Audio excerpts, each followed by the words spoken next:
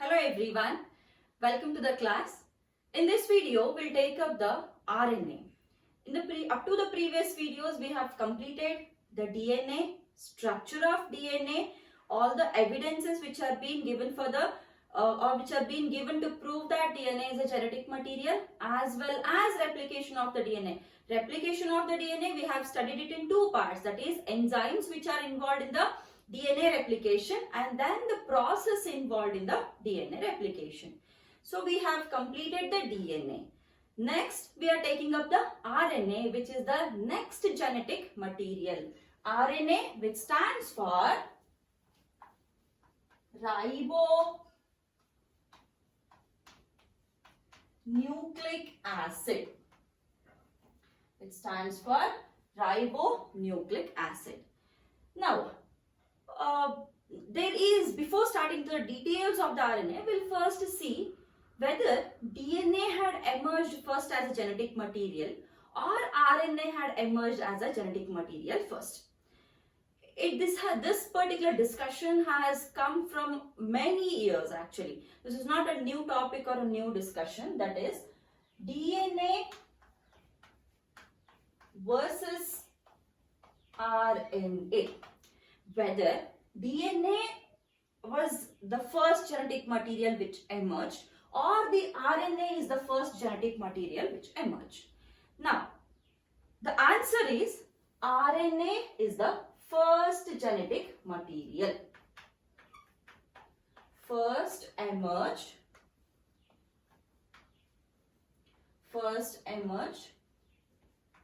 genetic material.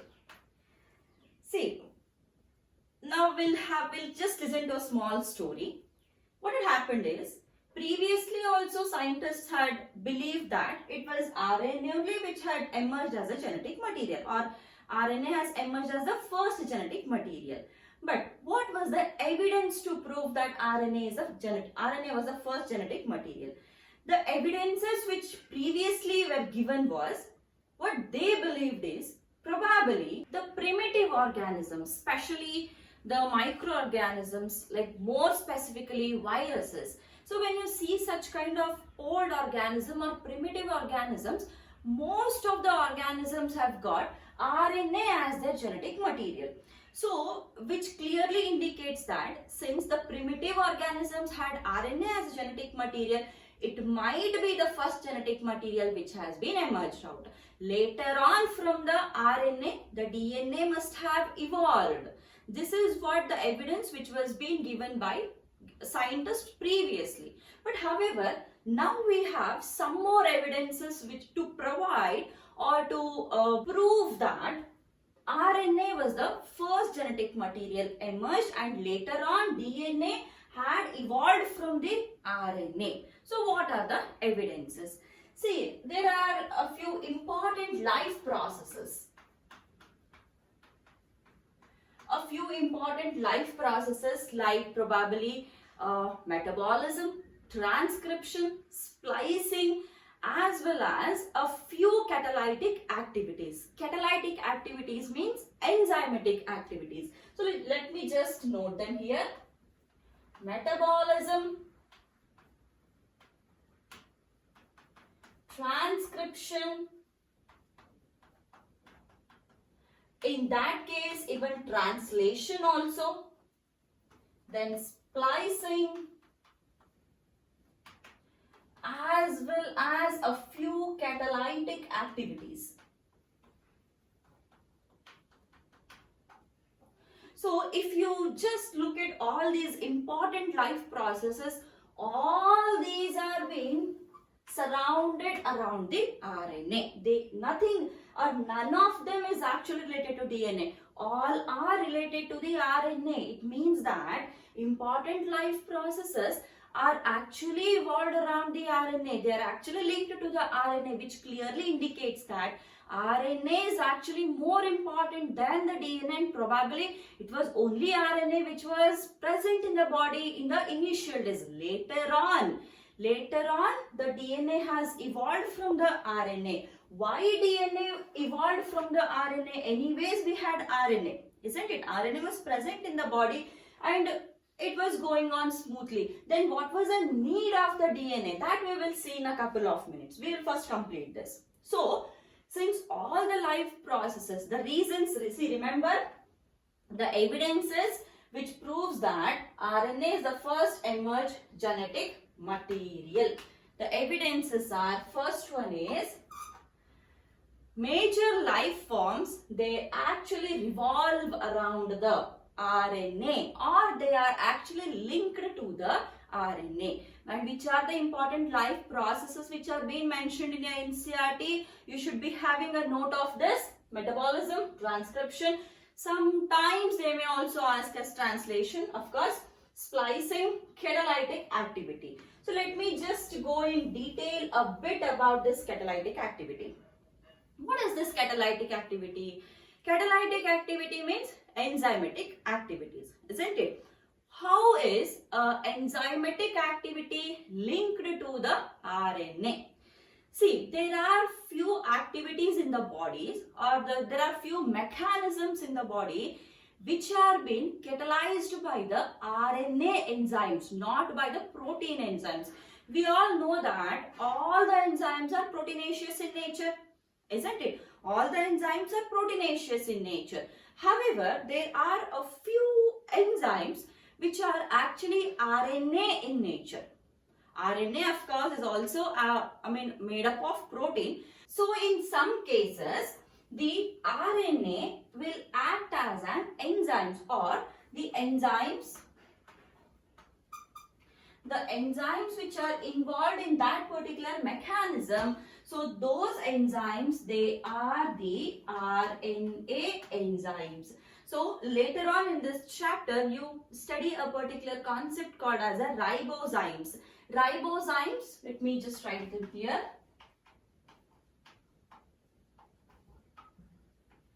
Ribozymes. These ribozymes are the RNA enzymes. So these enzymes, okay, they are catalytic in nature. It means that a few mechanisms, and of course those mechanisms are present from the beginning only. If they are present from the beginning, then definitely RNA should have been present from the beginning only, right? So which clearly indicates that RNA is present from the beginning of the origin of a life. Whereas we did not find the DNA traces anywhere in the primitive organisms or the initial organisms. DNA was found later. So it is clearly or it is very evident, or it has been clearly proved that the RNA is the first genetic material. From the RNA, the DNA has been evolved. Okay. Now, what was the need of the DNA? Why did DNA come from the RNA? When we already had RNA, what was the need of the DNA? The answer is, see, what happens is, since RNA has got this catalytic activity means enzymatic activity. Since the RNA has got enzymatic activity, it should be definitely very, very active, because we all know that enzymes are very active. And since here RNA is acting as an enzyme, that RNA might be, or it should be actually very, very active. That means chemically it is very, very reactive. Because enzymes are all chemically reactive, then definitely the RNA, which is catalytic in nature, should also be chemically highly reactive.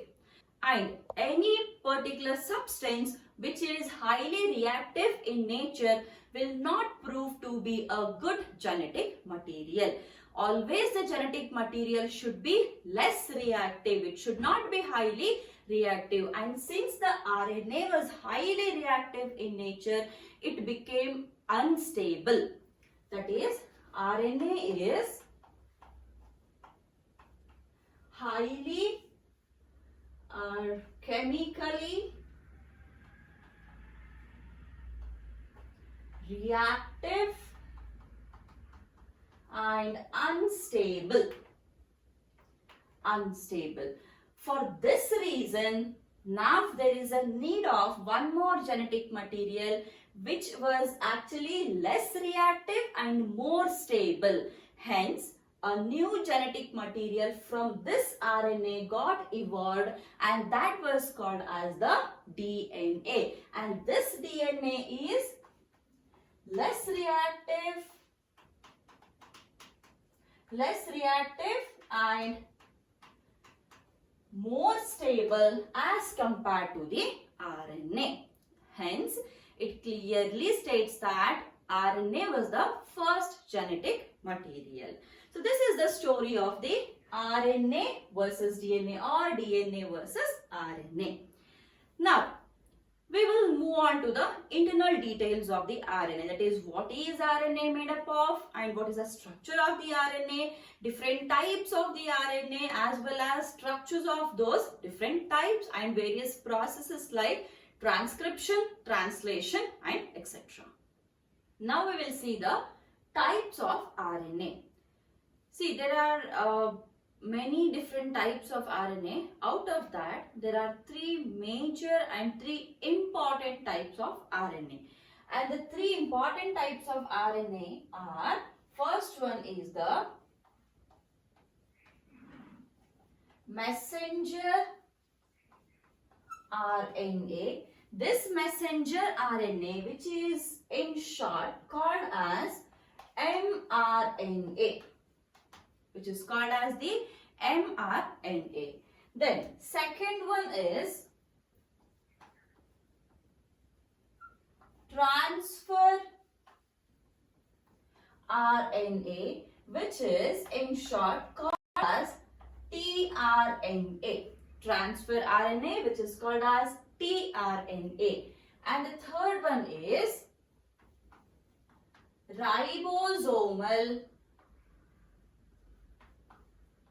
RNA, which is in short called as rRNA.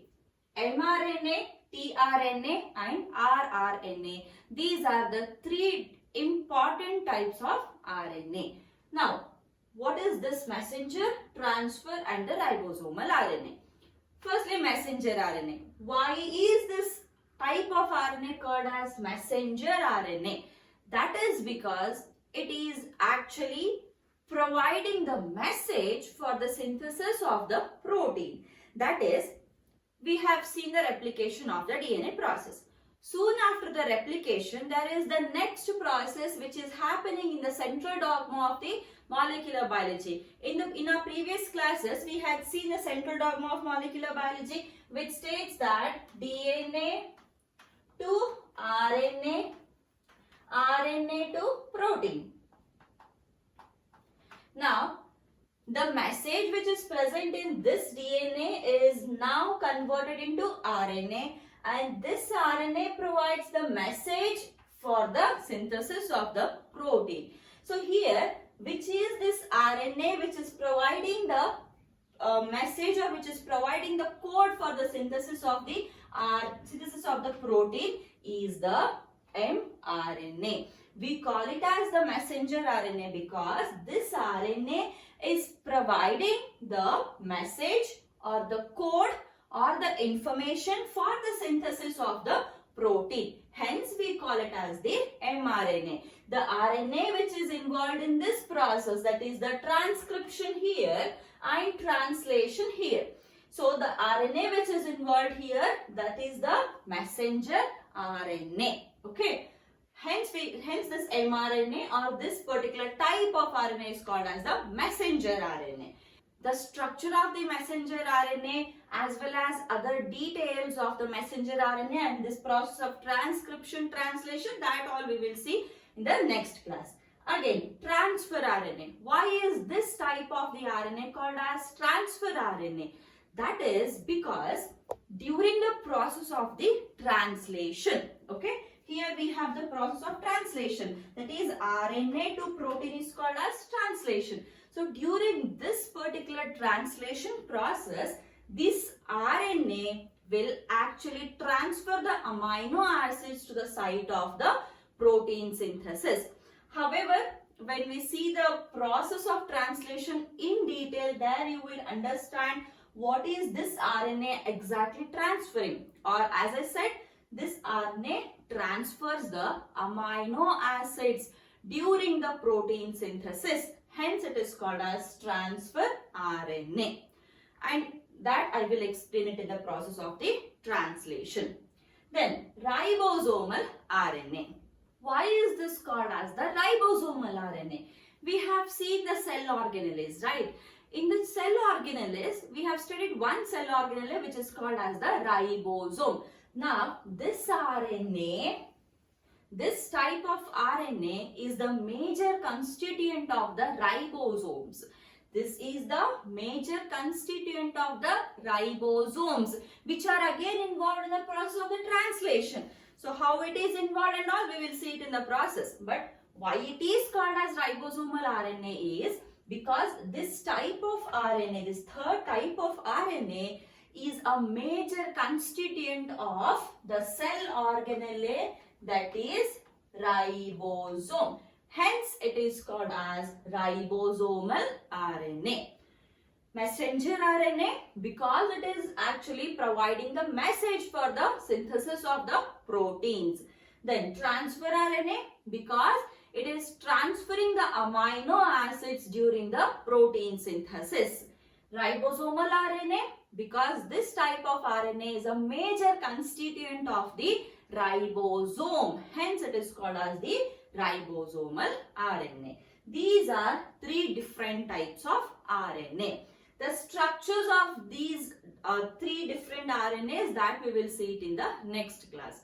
But now, one more thing which you have to remember here is, out of mRNA, tRNA and rRNA, which is constituting the major part of the RNA, that is, if we have 100 molecules of RNA, okay, if we have 100 molecules of RNA in the body, out of these 100 molecules, how many are mRNA, how many are tRNA, and how many are the rRNA? That is very, very important.